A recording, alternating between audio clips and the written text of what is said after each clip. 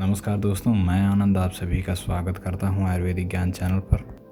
तो दोस्तों, हमने अपने पिछली वीडियोस में ऐसी बहुत सी औषधियां जानी हैं जो हमारी मुख्य समस्याओं को दूर करती हैं। तो आज इसी श्रृंखला में हम जानेंगे कपूर के बारे में। जी हाँ, कपूर, आप यकीन मानिए, इसको सुन के आपको लगेगा कि ये आखिर लगभग हर सभी रोगों में फ़ायदा करता है और इसके हमारे पास होता तो हम बस इसे जलाने के काम में लाते हैं, जबकि इसका बहुत बड़ा उपयोग है। आखिर मैं इसमें आपको बताऊंगा कि कपूर के गुण, दोष और प्रभाव क्या हैं, इसको हम किस तरह से उपयोग कर सकते हैं, यह किन किन रोगों में लाभकारी होता है। साथ ही ये भी बताऊंगा कि कपूर किस तरह से पहचाने कि यह असली है या नकली है, यानी एक अच्छे कपूर की पहचान कैसे करें। तो दोस्तों, बिना समय गंवाए और बिना बकवास किए चलिए शुरू करते हैं जानना। तो कपूर, यह एक हिंदी नाम है। कपूर के पेड़ चीन और जापान देश में और अधिकतर पैदा होते हैं। भारत में भी पैदा होते हैं, लेकिन चीन और जापान में अधिकांश पैदा होते हैं। वृक्ष के छाल को गोदने से इसमें दूध निकलता है। जैसे आप समझते होंगे कि रबड़ के पेड़ को ऐसे एक खरोच दे देने से उसमें से दूध निकलने लगता है। महुआ के पेड़ को हल्का सा खुरच देने से उसमें दूध जैसा चीज़ निकलने लगता है। मदार वगैरह हम तोड़ते हैं, उसमें से दूध निकलने लगता है। ठीक उसी प्रकार से कपूर में भी उसकी छाल को खुरचने से उसमें से दूध निकलता है और उसी दूध से कपूर तैयार किया जाता है। इसके सिवाय और भी कई प्रकार के पेड़ों से कपूर प्राप्त किया जाता है। भारत के अंदर केले की झाड़ से पैदा होने वाला कपूर उत्तम माना गया है। जी हाँ, भारत के अंदर केले के झाड़ से पैदा होने वाला कपूर उत्तम माना गया है। इसकी 3 जातियाँ होती हैं। पहला, भीमसेनी कपूर या वरास कपूर, यह बोर्नियो टापू पर पैदा होती है। दूसरा, चीनी कपूर, जो जापान और फार्मूसा से आता है। तीसरा, पत्री कपूर, जो भारत में ही कुकरौंदा से प्राप्त किया जाता है। नंबर 1, भीमसेनी कपूर की अपेक्षा भारी, अर्थात जो हमारा पत्री कपूर है ये भीमसेनी कपूर की अपेक्षा भारी होता है और जल्दी नहीं उड़ता है। चीनी कपूर पानी की अपेक्षा हल्का होता है और शीघ्र उड़ जाता है। जी हाँ, मैंने कितने प्रकार बताए थे? 3, भीमसेनी कपूर, चीनी कपूर और पत्री कपूर। तो पत्री कपूर जो होता है वो भीमसेनी कपूर से अपेक्षाकृत हल्का होता है, भारी होता है और यह जल्दी नहीं उड़ता है। जबकि चीनी कपूर पानी की अपेक्षा हल्का होता है और शीघ्र उड़ जाता है। कपूर कई प्रकार का होता है। भीमसेनी कपूर, हिम कपूर, उदय भास्कर कपूर, चीनिया कपूर, शंकरावास कपूर इत्यादि। आइए अब जानने की कोशिश करते हैं इसके गुण, दोष और प्रभाव के बारे में। आयुर्वेदिक मत से कड़वा, सुगंधित, शीतल, हल्का, लेखन तथा तृषा, मुख शोष यानी विरसता और अरुचिनाशक है। सुश्रुत मत से शीतल, नेत्र को हितकारी, हल्का, सुगंधित, मधुर और कड़वा होता है। यह कफ, पित्त, विष, दाह, तृषा, अरुचि, मेद, दुर्गंध को नाश करता है। यह भाव प्रकाश का मत है। पकाकर बनाया हुआ कपूर और बिना पकाकर बनाया हुआ कपूर 2 प्रकार का होता है। राजनिघंटुकार मत से स्वच्छ भांगरे के पत्ते के समान, छोटे छोटे टुकड़ों वाला, वजन में हल्का, स्वाद में तिक्त, ठंडा, अत्यंत सुगंधित, हृदय को प्रिय, तेल रहित कपूर अत्यंत उत्तम होता है। तो राजनिघंट के अनुसार कौन सा कपूर उत्तम माना गया है? तो स्वच्छ भांगरे के पत्तों के समान, छोटे छोटे टुकड़ों वाला, वजन में हल्का, स्वाद में तिक्त, ठंडा, अत्यंत सुगंधित, हृदय को प्रिय और तेल रहित कपूर अत्यंत उत्तम माना गया है। इसके अतिरिक्त दूसरे प्रकार के नकली कपूर खराब होते हैं। उन्हें बस आप जलाने के काम में लाइए, खाने के नहीं। आइए अब जानने की कोशिश करते हैं कि असली कपूर की पहचान कैसे करें, जो कि सबसे महत्वपूर्ण है। आप कहीं बाहर जाएं या बाजार से खरीद कर लाएं कपूर, तो उसे कैसे पहचानें कि यह असली है, शुद्ध है, एकदम राजनिघंट के अनुसार जैसे उन्होंने बताया कि यह ठंडा होना चाहिए, अत्यंत सुगंधित होना चाहिए, हृदय को हितकारी होना चाहिए, प्रिय लगना चाहिए और तेल रहित होना चाहिए। आइए देखते हैं कि कैसे पहचानेंगे। तो इसके पहचान की पहली विधि बहुत ही रोचक है, यह कि इसे बर्फ़ में लपेटकर कपूर को जलाएं।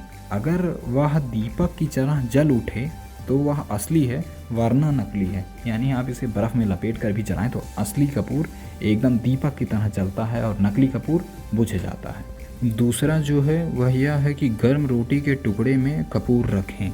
यदि असली होगा तो वह पसीज कर नरम हो जाएगा, अगर नकली होगा तो ऐसा नहीं होगा। इसमें रखना है, गर्म रोटी में रखना है। अगर असली होगा तो वह पसीज जाएगा, अगर नकली होगा तो वह नहीं पसीजेगा। अब पसीजना वर्ड गांव वाले समझ चुके हैं।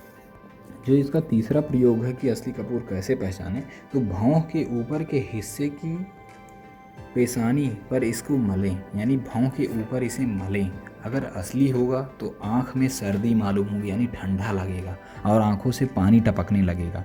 यदि नकली होगा तो कोई विशेष प्रभाव नहीं होगा।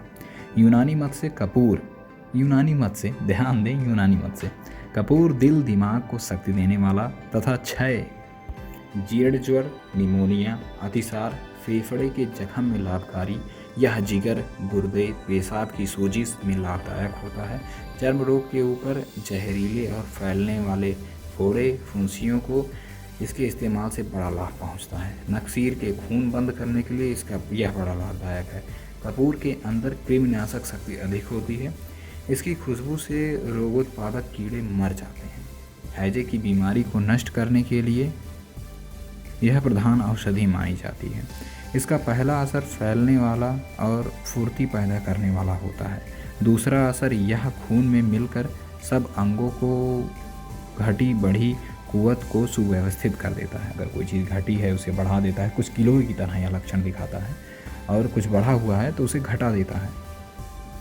इसके अतिरिक्त तेज बुखार, सूजन, दमा, कुकर खांसी, दिल की धड़कन, दिल का फूलना, पेशाब की रुकावट नहीं रहना, आंतों का भूतोन्माद, गठिया, जोड़ों का दर्द, बदन का सड़ना इत्यादि रोगों में बहुत लाभकारी है। आइए दोस्तों जल्दी से इसका चेचक के में लाभ देख लेते हैं। आखिर चेचक में इसे किस प्रकार उपयोग करते हैं। तो तीव्र ज्वर, प्रलाप समय में एक एक रत्ती कपूर, एक एक रत्ती हींग की गोली बनाकर हर 3-3 घंटे पर दिया जाए। एक एक रत्ती कपूर और एक एक रत्ती हींग की गोली बनाकर 3-3 घंटे पर दिया जाए। साथ ही पैर के तलवों और छाती पर तारपीन का तेल मला जाए या राई का प्लास्टर दिया जाए। जुखाम में इसका क्या उपयोग होता है। कागज़ की पोंगली में कपूर रखकर श्वास के साथ उसकी घूनी देवें। निमोनिया में कुनैन और नौसागर के फूल और कपूर की गोली दें। दंतसूल यानी दांत में दर्द, दांत के गड्ढे में कपूर रखें।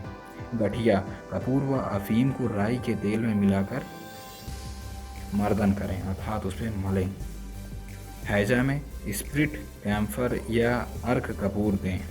नक्सीर यानी नाक से खून आने पर कपूर को गुलाब जल में पीसकर नाक में टपकाएं और माथे पर लेप करें।